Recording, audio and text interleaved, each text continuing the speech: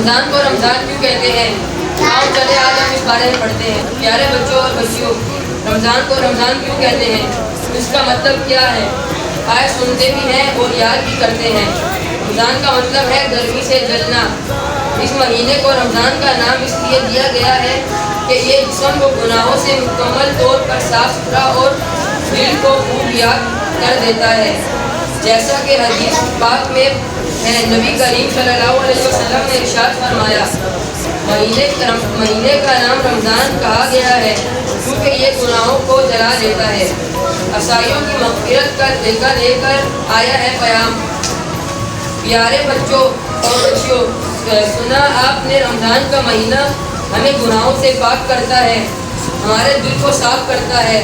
تو ماہ رمضان ہمارے لیے اللہ پاک کی بہت بڑی نعمت ہے اور ہمیں اس نعمت کی قدر کرنی چاہیے اور ماہ رمضان میں زیادہ سے زیادہ روزے رکھنا ہے۔